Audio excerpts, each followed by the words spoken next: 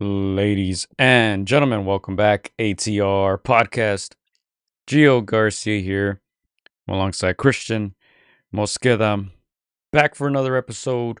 We have a lot to talk about today, so let's get right to it. Let's do it, Gio. Lots of storylines coming through, but let's start with a little recap of little fight we had a couple days ago, Gio. Let's start with what were your thoughts first of all immediately following that knockout, Gio? You know who I'm talking about. All right, so let's go ahead and put that up on your screens there. Talking Subriel Matias against Dalton Smith. Of course, upset, you can say, knockout. Subriel Matias, not a guy you typically ever see hurt in any of his fights. There was a little bit of controversy before the fight regarding some suspicious tests there that Subriel Matias failed. Fight went on. Fight went on. Looked like he was cleared. I don't know how all that stuff works, but fight went on, and yeah, fifth round stoppage from Dalton Smith. You know, they were trading big punches throughout the fight. Of course, we know Matias is a big power puncher. He has a very good chin, and it was surprising to see Dalton Smith not only take Matias's punch, but dish some of his own and stop Matias. So Matias went down. He was badly hurt. Referee didn't let him continue. But yeah, surprising in my opinion. I know a lot of people had complaints about the commentary. They're making it seem like Matias was, dominating or breaking Dalton Smith down. But at the end of the day, Smith landed a lot of big punches, and I think they took their toll, and ultimately, you know, we saw Matias go down, couldn't recover. Referee had seen enough, and yeah, kind of shocking. It was in New York to fight, but Dalton Smith, you got to give it up to him. He put his name on the map and made a huge statement. Yeah, Joe, I'm not gonna lie. This is one of those fights that I knew Matias was fighting, but it kind of went under the radar for me. I felt like this is just the gimme for Matias. He was supposed to win, move on to bigger and better things. But Dalton Smith is no joke, man. He's got a huge win over Tron Cepeda earlier in his career, so it's not too shocking, but it is at the same time just because we know who Matias is. We've been labeling him the boogeyman for a few years now, and obviously he lost to Liam Paro, and now this one. So this kind of puts him a little bit out of that title contention, in my opinion. I gotta ask you, Gio. Do you think he's done being the boogeyman in the foreseeable future? Oh, 100%. Yeah, I think I was, waiting for him to get it on with guys like Teofimo Lopez. But yeah, I think this one puts him down and out. He's always going to be a threat. He's a power puncher. I don't think many people will be in a hurry to face Subriel Matias and Dalton Smith. Now he enters his name in that list of top 140 pounders, and man, I think he's a very good name right now. A very um like he can be a very marketable name. 19-0, 14 KOs, 28 years old. He's from the UK, so we're gonna see Dalton Smith a lot more frequently, I'm sure, and I think it's gonna be the complete opposite for Subriel Matias. Yeah, I think this puts Matias in a really tough spot again. Nobody wanted to face him really, just because he's so dangerous. Again, we know his history, and now with having those losses, I feel like there's gonna be some guys that are gonna jump on him and go like, "Hey, you know what? He's damaged goods now. We know the blueprint now. As long as we could get through those first few rounds and beat him to the punch, I think he's gonna go down that level. In my opinion, Gio. I think of guys like Miguel Berchelt. Like I think of guys like Antonio Margarito. They were all offensive machines. Not the most technical, but just offensive, prowess in their game. And as soon as they got exposed, as soon as started, getting chinny, that's where guys started jumping on them. So I feel like Subriel Matias might start going down that way. Another guy that comes to my mind, Juanma Lopez, just certain guys that are limited in their technique. They only have one gear, a really good gear, in my opinion. But once they're exposed, it's lights out. So we'll see what happens. But again, the biggest winner of this one is Dalton Smith. you and I are critical of those UK guys, but every once in a while, one of them comes out and they're the good. So we'll see what happens to him next, and we'll see who steps up and faces Dalton Smith next. Yeah, man. Big shout out to Dalton Smith. I'm looking Yeah. forward. I didn't know much about him before the fight, but I'm looking forward to watching his next one. All right, and let's go ahead and move on. Let's go ahead and move on to some fight announcements here. I'm sure you guys have heard. We'll start with this one here. We'll start with David Benavides. They just made it official. May 2nd, 2026, Las Vegas against Gilberto Zurdo Ramirez, cruiserweight, of course. Gilberto Ramirez has a belt at cruiser, and David Benavides is looking to become a 3 division champion. David Benavides 31-0, 25 KOs. Zurdo Ramirez 48-1, 30 KOs. Battle of the big boys, Chris. It's official. Cinco de Mayo weekend.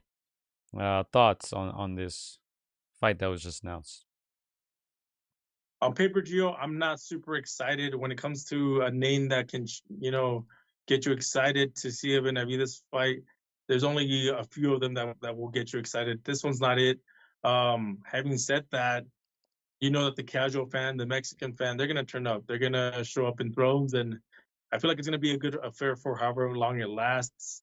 Again, I know that Zurdo is a big guy. He might be able to, take that offensive and go the distance. But yeah, I don't see him winning or posing too much of a threat against David Benavides. Again, Benavides is a guy that's limited in certain areas, but he always finds a way. I mentioned the aforementioned Margarito earlier, but he's kind of similar to that where he'll lose a bunch of early rounds, but he finds a way to break you down and take you out. So again, on paper, just show me something new about Benavides. Not super excited, but when you get two Mexicans in there, again, the casuals are going to show up. It's going to be a party, and that might be a better fight than expected, Joe. What about you? What are your thoughts? I haven't given it much thought, honestly. Yes, I don't know. I don't think I've processed it yet. We're still quite a few months away. May 2nd, 2026, Las Vegas. The fight will be at the T-Mobile Arena, Cinco de Mayo weekend. And yeah, that's as much as I've thought about it. I haven't really um, given it much thought, as I said. Let me rewind a little bit back to Subriel Matias. Some comments here. Big Bro saying Matias is done. No defense. Smith looked big for 140. And Iceman, shout out to Iceman. Got some allegations there for Matias. Chin is not as good, he says. Oof. Yeah, again, I bring back that name, McGregor Chelt. There's certain guys, as soon as they get a little exposed, it's just the chin starts to show up more and more. So we'll see how Soviet bounces back. But at this stage of his career, he's got only one kind of gear. You can't really teach him anything else. So we'll see. I mean, again, the blueprint's there. Liam Paro left it there, and Dalton Smith ran with it. Again, not taking anything away from Smith. Very strong fighter. He took out Sean Cepeda and Matias in 5 rounds. So to do that early, you got some skill, man. So I can't wait to see what he does next. All right, let's go ahead and move on to another fight that was announced. It's now on your screens there. Mario Barrios and Ryan Garcia. This one will be before that Benavides versus Zurdo fight on Cinco de Mayo weekend. This one's February 21st. T-Mobile Arena as well. Las Vegas, the Zone, pay-per-view. Ryan Garcia, who last time out didn't look very good. He fought against Rolando Romero. Lost in that one. Barely even threw any punches. Didn't look good at all in his return after that suspension. Somehow earned a title shot, Chris. This fight is for a title at 147 against a Mario Barrios who barely held on to that title against a 46-year-old Manny Pacquiao. Just did enough to, hang on to it. Fought to a draw. And now I kind of like this matchup. Not going to lie. I think both guys respectfully fairly limited. But I think that's going to make it a very good fight. Two guys who like to come forward. Hopefully they do that on February 21st. Ryan Garcia and Mario Barrios.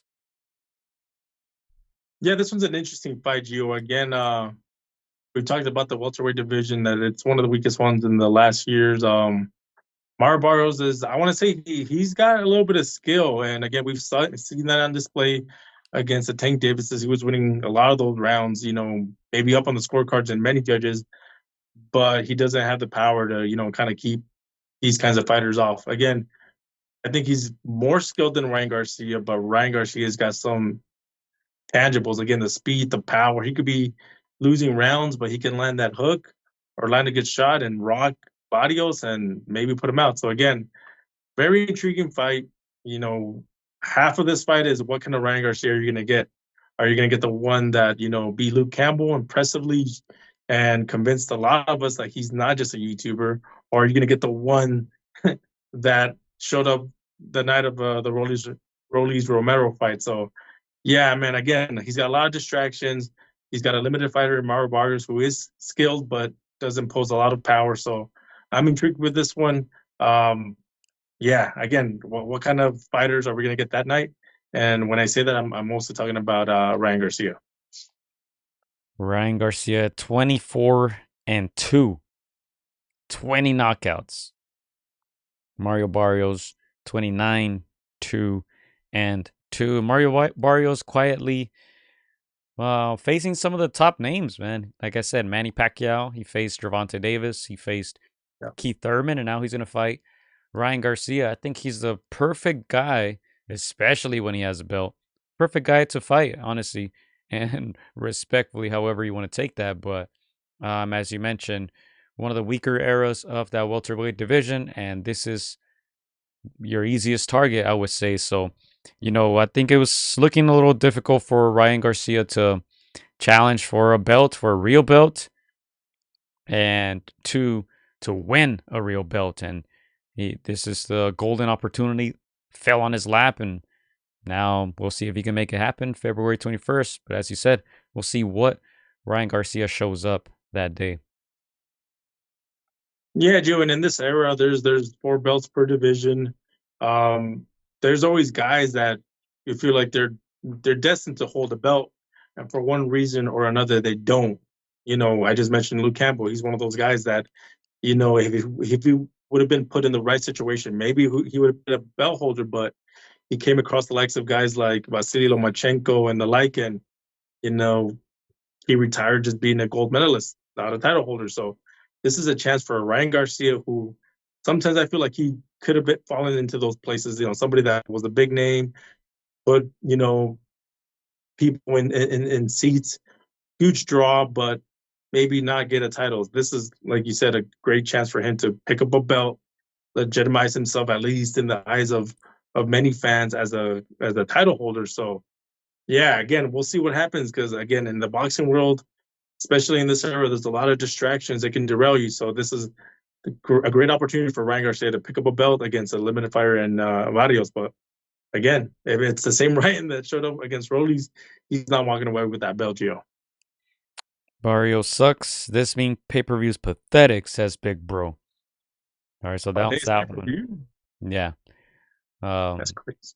Check out some of our recent posts here.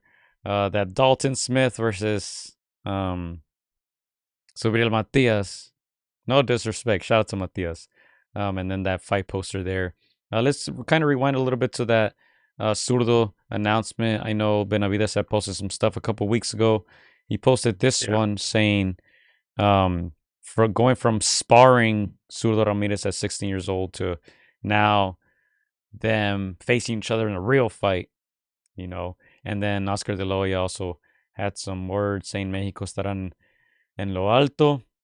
With this fight, obviously, I'm sure they're going to take some shots at Canelo, right? Canelo taking Cinco de Mayo weekend off, but he's supposed to return in September. Another announcement there by Turkey Al-Sheikh and Canelo, saying that he will be returning in September. We'll see who Canelo fights. I feel like there are limited options nowadays. I feel like it's been like that for a while now, but at least it's confirmed that he'll be returning.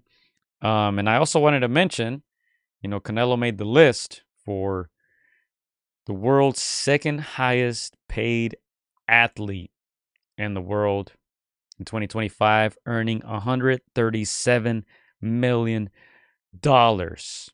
Says from the figure, 125 million was from his fights against William Skull in May and Terence Crawford in September, with another 12 million coming from endorsements. Of course, number one, I believe, was Cristiano Ronaldo, who typically is the number one highest paid athlete on there. At number 21 on that list, Terence Crawford, 66 million from that fight against Canelo, 60 million from that fight, and 6 million in endorsements. That's what's being reported. And then at 25 on that list, Naoya Inoue, 62 million estimated earnings, 45 million from his fights, 17 million in endorsements. See a common denominator, Gio, between Ronaldo and Canelo, man. We gotta learn Arabic. We gotta get in there with Turkey and then, man. I know some people are gonna be like, yeah, sold out, but man, with those figures, Gio, how do you not? But again, shout out to Canelo, shout out to the Ronaldos, to Inoue, obviously backed by an entire country and a 4-fight 125. Of course, you're gonna walk away with big money, but yeah, man. I'm He's excited also enough with you. he's also backed by Turkey. He became one of the ambassadors for Riyadh season. So Turkey's name all over this list. No, again, shout out to these guys making their bank again. Boxing's no easy sport. We all know that. So the fact that they're getting, their dollars well earned, well deserved. But yeah, Gio, with the announcement of Canelo returning in September, first of all, what does that tell you about him? Do you feel like with that Crawford fight, obviously we know how many years he's been in the sport. Do you feel like he's telling himself, I need to let my body recover, that maybe it wasn't in me in that last outing with Crawford? And if so, we know that he's retired. We know that Crawford's retired.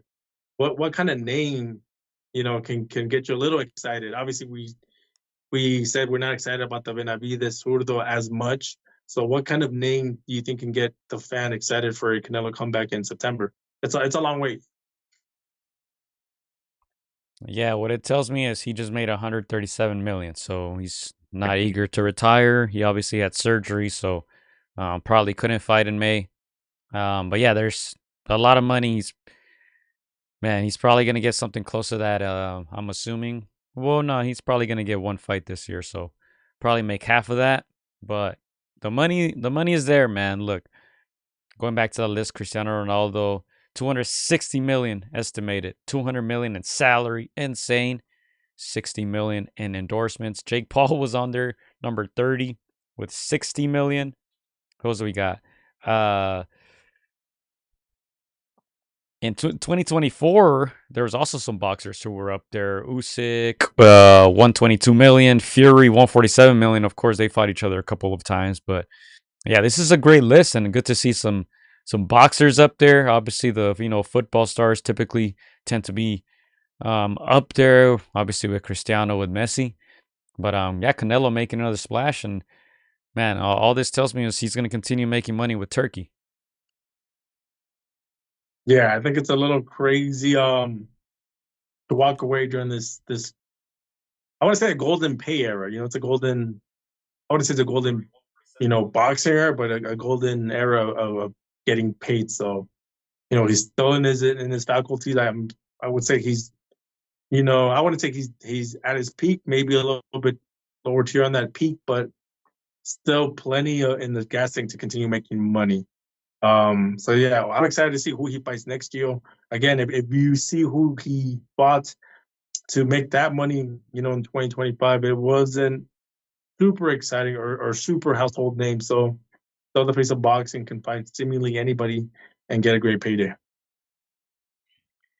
Yeah, so yeah, that was very, very interesting. We'll see Canelo once again in September. I says Canelo can give each of us 1 million, and it won't hurt him. 100%. Really? I 100%. got like 100K, Gio. I'm not greedy. I'll take 100K. Yeah, I man. can, I can make I can stretch that. We shot him out every pod, man. It wouldn't be anything different. Real man, but yeah, Gio. Who are you excited to see him fight? Is there any name there that kind of intrigues you? I'm not sure. I'm not sure. I haven't thought that far ahead either. So All right, let's move on. I know there's other chismes out in the boxing world, Gio. Something that came out recently, and it's been all over the boxing circles. Is Oscar De La Hoya versus Virgil Ortiz feud. Let me ask you first: did you see that coming? Obviously, we speaking of Canelo, speaking of Ryan Garcia, we've seen Oscar De La Hoya have some feuds in the past with his fighters, and they, yeah, eventually severed ties. Were you a little surprised with this? Because Virgil was the one guy that seemed to be always speaking good about Oscar. yeah, I was a little surprised, but I don't know too much about the cheese mess. So, um, yeah, you can give the fans all the 411. Yeah, so pretty much Virgil's team, Virgil's manager, they put out a lawsuit to try to get Virgil out of his contract with Golden Boy. Pretty much the biggest takeaway is that they're saying that Oscar is getting in the way or not fulfilling his obligations, in particular, a boots and his fight. We know there's always talks about, first division and who deserves what. There was a 60-40 talk, this 50-50 talk. Oscar saying that Virgil was the bigger name. He deserves 60-40, which I agree with. But Virgil and management are, under the impression that they just want to fight. They'll take a 50-50, whatever. They don't want to, sell themselves out of this opportunity. And I feel like there's some conflict in that where they just want to fight and they'll take that deal. But Oscar's like, no, I'm in the business of making you the most money. And so yeah, obviously we know that Oscar's got his clapback Thursdays, and it's stalled for this week. Obviously legal reasons for whatever. I'm sure we'll get something next week. But yeah, that's pretty much the gist of it, Gio.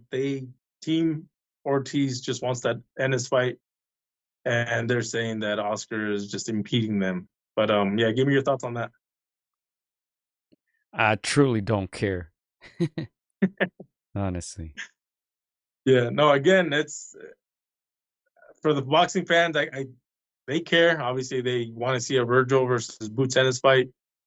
And obviously, anytime you mention Oscar's name, there's always a little bit of drama. There's always a little extra spice. But that's the gist of it. We'll see what happens. Again, it comes as a shock to me because Virgil was always, kind of the guy that just, was Oscar's golden goose, and kind of stayed in line. But we'll see what happens. Of course, this is the boxing world. Crazy year stuff has happened, but we'll see how these developments happen. But I don't think anybody's against a Virgil versus Boots Ennis fight, and we'll see what happens there with this drama. Oscar wants the most money so he can get a bigger cut, says Manuel. Yeah, yeah. For the most part, I obviously don't agree with Oscar's antics, but for the most part, I feel like he's a good promoter, Gio. But again, nothing's perfect. We don't know what's going on behind the scenes, but we'll see what happens, man. Eventually, we just want to see that Virgil versus Boots Ennis fight. That was one of my picks for 2026 of fights that I would love to see. So hopefully something comes through and we see that fight. If not early 2026, the latter 2026, Gio. All right, let's go ahead and move on to what we have this weekend. All right, we have a big fight, title fight coming up. You see Raymond Muratalla there going up against Andy Cruz. We've been talking about this fight, it seems like every week. We did have Muratalla on our show a couple weeks ago. All right, so man, this is obviously a title fight. Raymond Muratalla got upgraded. Um, we thought we might see him in there with a guy like Lomachenko. None of the other guys are really looking his way, but hey, now he has a belt. Andy Cruz, who only has a few fights, we'll look up the resumes and all that in a second. Um, but Andy Cruz gets the opportunity, and that's going down this Saturday on the Zone.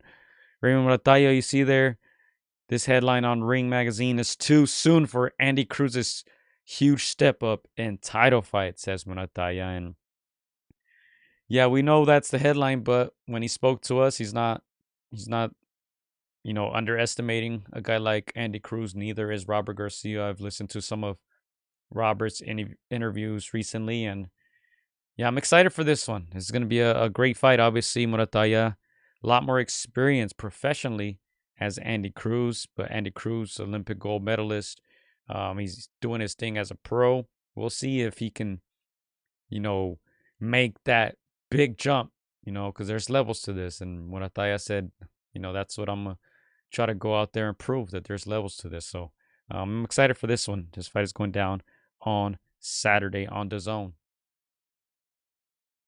Yeah, Joe, I'm also very excited for this fight, both from a boxing purist standpoint, and the other from just being a friend of the Muratalla. Obviously, we've had him on the show. We had him on the podcast a couple of weeks ago, previewing this fight. But yeah, Joe, I'm excited for this fight. This reminds me of Benavides versus Morrell, not based on their styles, not a lot of similarity there, but on the experience factor. Obviously, Benavides, just like Muratalla, the more experienced fighter. Morrell and Andy Cruz, obviously less experienced, but have that amateur pedigree. And so that's one of those things where people are like, even though Muratalla has more fights, you can never discount that amateur pedigree. So obviously, Andy Cruz is highly touted. Muratalla is also highly respected. So it's a nice clash of styles. It's a nice, litmus test to see where both of these guys are at. So like you said, Team Muratalla and Robert Garcia and Camp are taking this fight very seriously. They know it's not an easy fight. It's a tough assignment, but they believe in their skills, and we'll see if Andy Cruz can derail that. Again, big fight this coming weekend. I'm excited. Obviously, we have a bias, and we know who we're going for, but we'll show respect if Andy Cruz is able to show us something that we haven't seen before. Yeah, Andy Cruz, only 6-0, 3 KOs, 30 years old from Cuba. But, in those 6 fights, it's not like he's taken the easiest route. As we mentioned, he's a highly touted amateur. You see his first fight there, a guy with 45 professional fights, 35-7, 3 draws.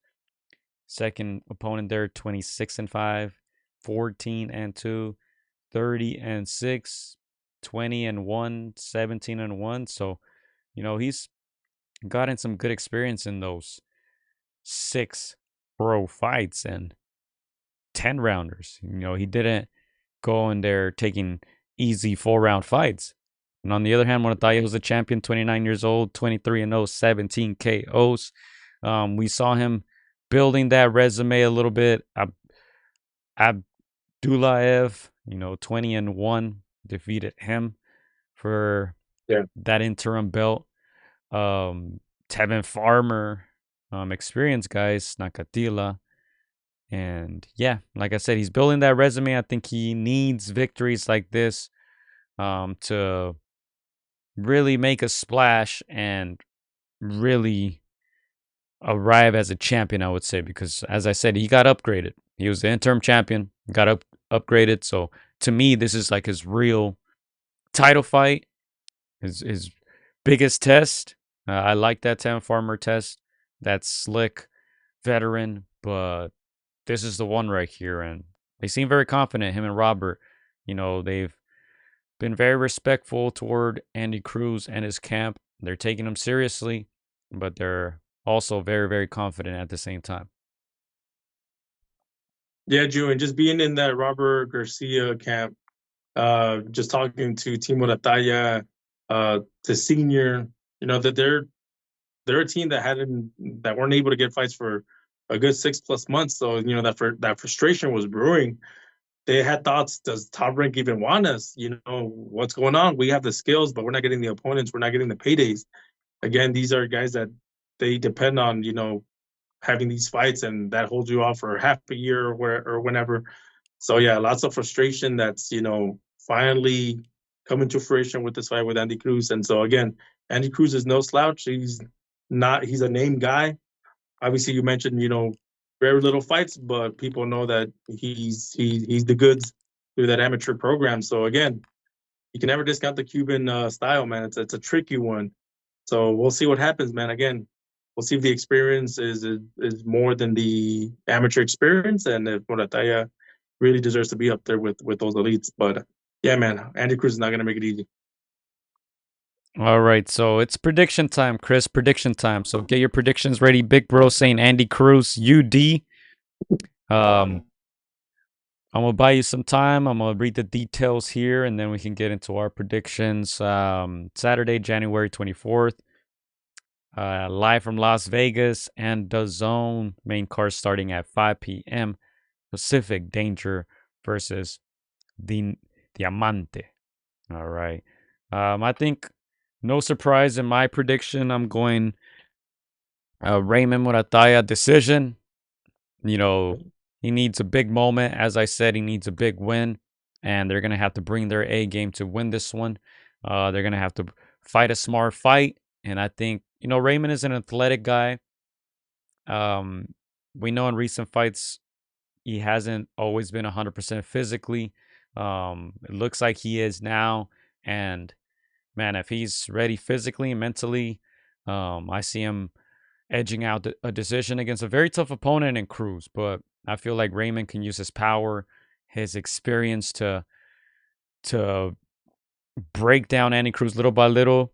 Both men are very good counter punchers, but I think Raymond may be a little bit better counter punching, and I think that's going to give him the edge in this fight. Gio, remind me the Benavides is Morel fight. How did that one end? Was it a decision or was it knockout? It was a stoppage. Benavides stopped Morel toward the end of the fight. Oof. Okay. Obviously, I want to say decision by Muratalla just because I want to respect Andy Cruz's amateur and his defensive and skills and all of that. But you know what? I'm gonna roll the dice on this one, Gio. I'm gonna roll the dice. I'm gonna try to separate myself from you a little bit, and I'm gonna say Muratalla by TKO. I know that's not the safe bet, but It was decision. My bad. It was decision. He actually it was a survived. decision. Yeah, he survived. Yeah, see now that changes things, Gio. I'm gonna still say knockout TKO. I just think that frustration is gonna come out, and even though it's gonna be tough, it's gonna be more of a chess match. Great technicians, both of them. I feel like Morata is gonna want to make a statement, and I'm gonna say even though Cruz has that amateur pedigree, the pros is another level, and having that little bit of fights could be the difference. So I'm gonna say Morata by knockout TKO. Wow. All right. So this is, I believe, our first predictions of the year. All right, our first official predictions of the year. I'm going Muratalla decision. You're going Muratalla KO. Man, it's gonna be a very, very intriguing fight. I'm looking forward to it. Can't wait to be here next week on Tuesday to break it all down. Let's go and see what exactly is on that card. We have obviously Muratalla Cruz, Madrimov versus Luis David Salazar.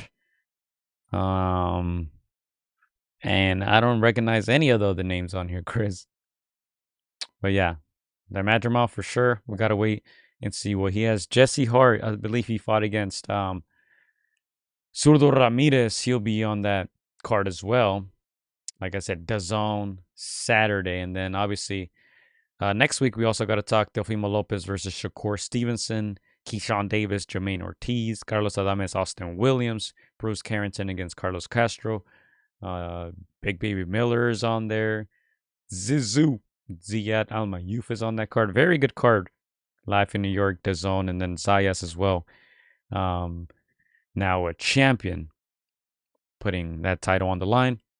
So yeah, we have a great end to the month, January 24th, and January 31st is gonna be lit. That's that Teofimo Stevenson card.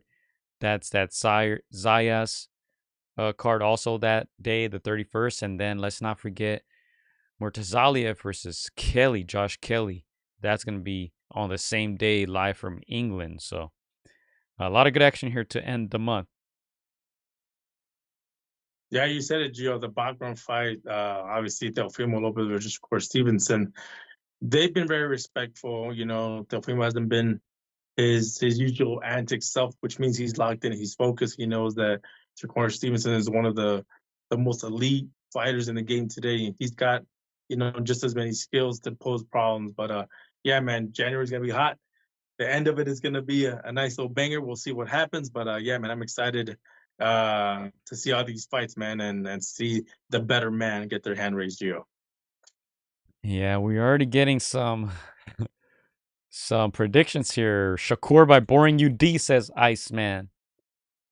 Hmm. Yeah, Shakur does not want to entertain. He's been very honest about that. So, I mean, I respect the skills, but you the twitch, man, the Teofimo twitch, and if he's focused, it can be dangerous.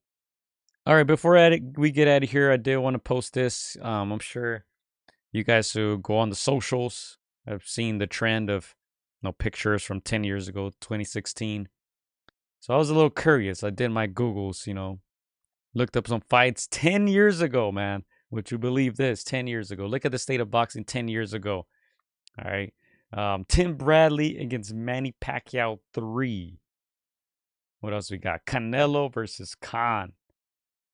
Keith Thurman versus Sean Porter. Leo Santa Cruz against Carl Frampton. That was a banger. Gennady Golovkin against Kell Brook. Or Kell Brook. Sergey Kovalev against Andre Ward, the first one, the controversial one. And Loma High Tech. You see it there on his trunks, High Tech. Remember that nickname? Against Jonathan Walters. I believe we were there at that fight at the StubHub Center, Home Depot Center, whatever they called it back in the day. I believe that was it? Oh, I don't know if we were there. I think I'm confusing the Walters fight against Nonito. I think that's the one. But yeah, go ahead. I remember watching Walters versus Vasily at home. Okay.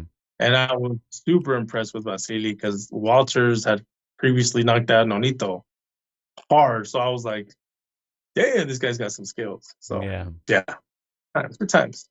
Yeah, and I think the fight I was thinking about was Walters against Donaire. Donaire, obviously, we all thought he was a favorite. There's a lot of Filipinos there here in Southern California rooting for Donaire, and he got stopped. I think that was on the undercard of Triple G versus Rubio. But yeah, and then Lomachenko did that to Walters. Impressive. Made him quit. Andre Low Blow Ward says Iceman. Yeah, man. That was this one. The 2016 one was the first fight, and then in the second one he resorted to the low blows. Obviously, if you guys remember, in the first one he got knocked down by Kovalev, and then the decision was a little controversial. But yeah, this was the state of boxing 10 years ago. Man, don't you miss it, Chris? Yeah, 2016 was nice, man. I think we were also in Europe. It was a good year. It was a good year, man. Yeah. No complaint. Yeah, and there was many other fights. Canelo also fought Liam Smith that year, among others. But yeah, we'll see what 2026 can bring us, man. 2025 was a good year, but we expected a little more now with Turkey in the mix, and they're already talking. They're already getting us hyped. They're already planting seeds. So we'll see what they can deliver. That Canelo card they were dubbing in Mexico against the world. So that sounds like an interesting concept. We'll see what they can pull off that Mexican Independence weekend. But yeah, I think that's all we have for today. Do you have anything else, Chris, before we get out of here? No, again, just once again, thank you guys for all the support. It's January, it's starting to heat up. Got some great fights this weekend and to end the month. And let's keep the momentum going, Turkey. I know you see the podcast. Keep it going. Let's go. Yeah, last comment here by Iceman Nonito. See, I didn't deserve to get beat up like that. Hey, man, I remember it was a sad day. I remember there were some Filipino fans sitting around us, and they were quiet. I think they just left right after the fight. That was a sad day. But hey, Nonito made a very good comeback. Went down in weight few years ago, got some belts. And yeah, he retired a legend. So shout out to Nonito Donaire, man. Yeah, let's go, Gio. Vámonos. All right. Thank you, mates. Thank you for keeping the chat lit. We'll be back next week. Appreciate you guys. Make sure to sub if you're not subbed already. Follow us at AgainstDaropes, Against the Ropes. Instagram, Facebook, X, all that stuff. I don't know what else we have. Just find us, man. Find us. Get at us. Be in tune to that post tab on YouTube. And yeah, we'll keep it lit. Thank you guys, man. Peace. Vámonos.